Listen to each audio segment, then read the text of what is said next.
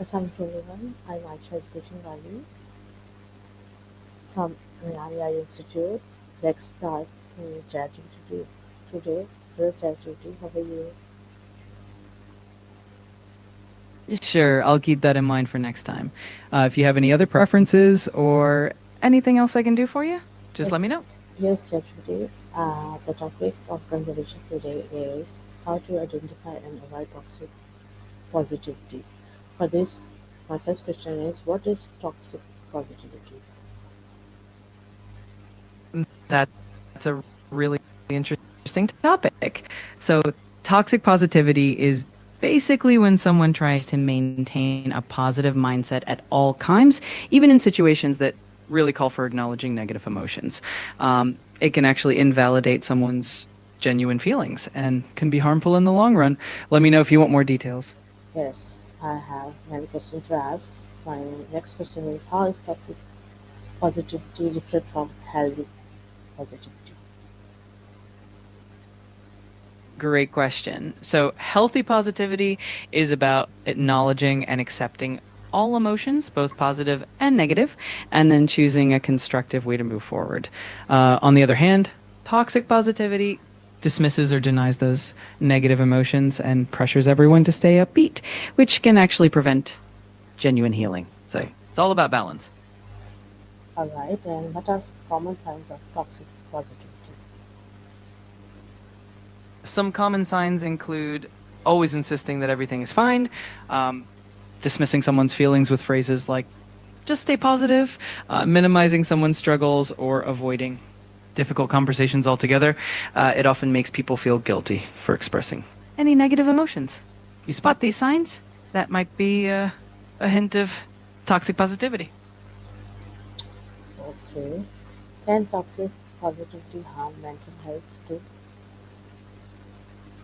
Absolutely, it can. When people feel pressured to always be positive, they might suppress their true feelings, which can lead to increased stress, anxiety, and even depression over time. It can also make it harder to seek support or connect with others on a deeper level. So, embracing a full range of emotions is definitely healthier for mental well being.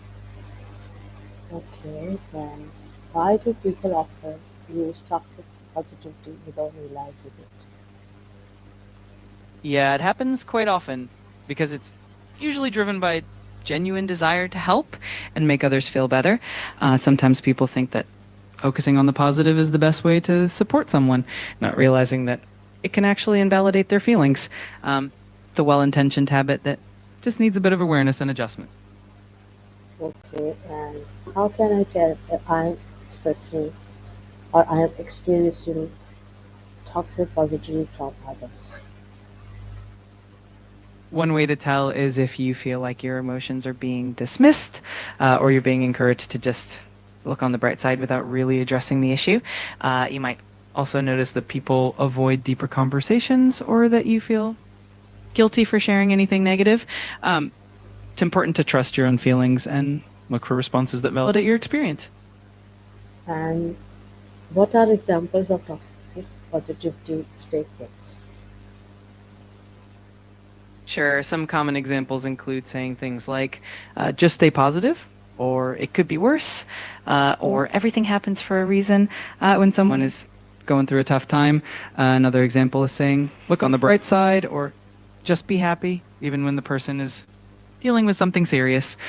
These phrases, while well intentioned, can sometimes minimize the person's experience. Okay, and what can I say instead of toxic positivity? A great alternative is to acknowledge their feelings first and then offer support.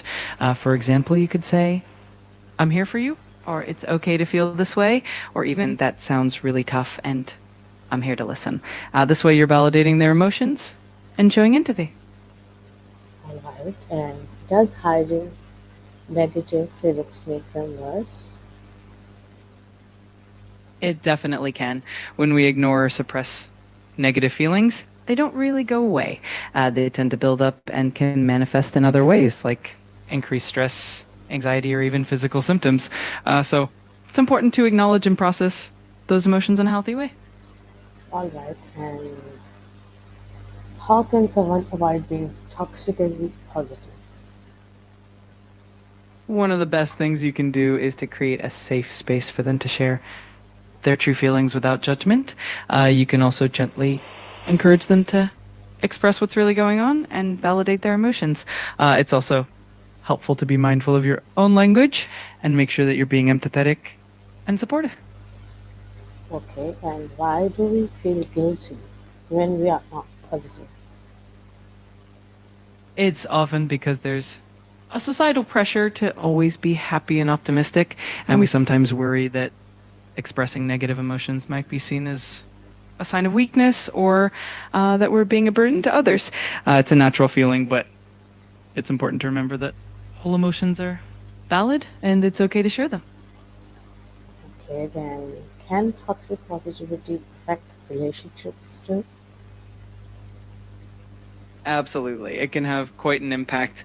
For instance, it can make people feel unheard or misunderstood, create a barrier to open communication, and even lead to resentment over time.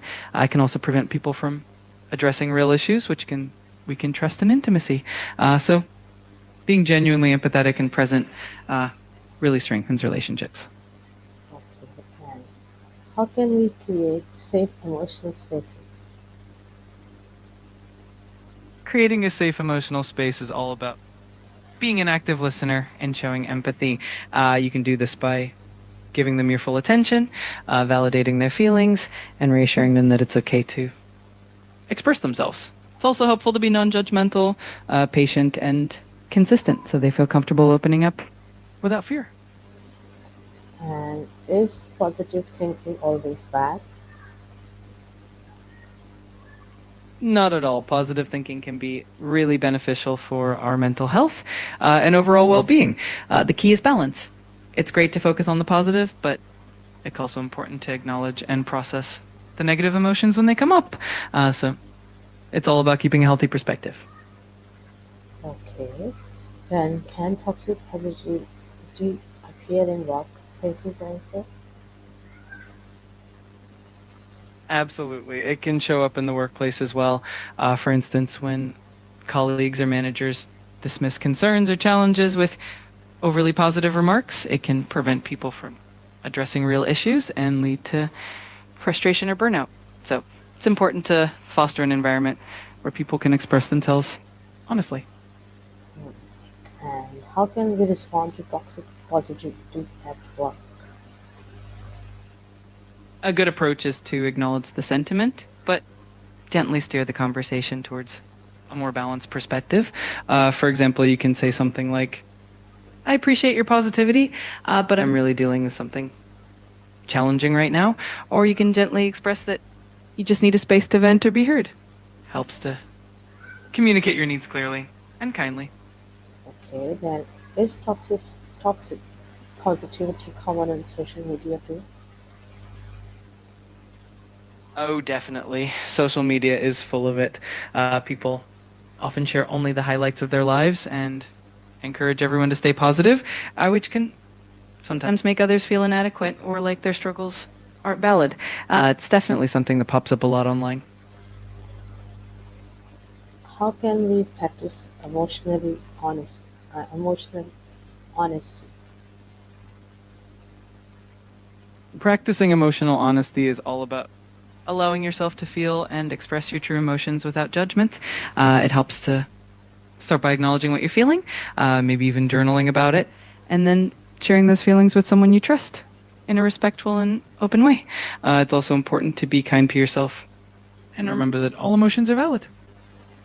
Okay, and how does emotional validation help?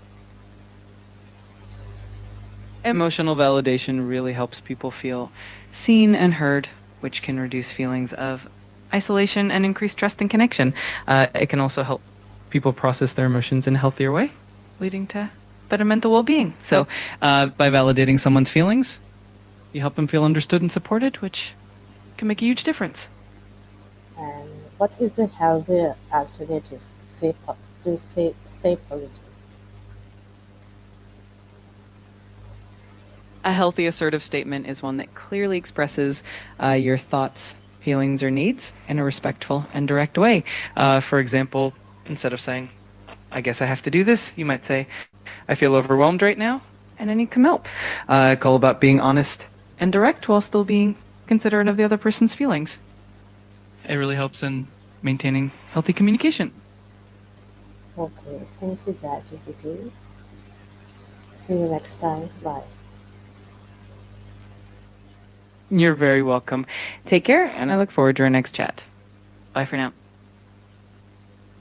Thank you everyone for watching this live stream with ChatGPT conservation. Bye.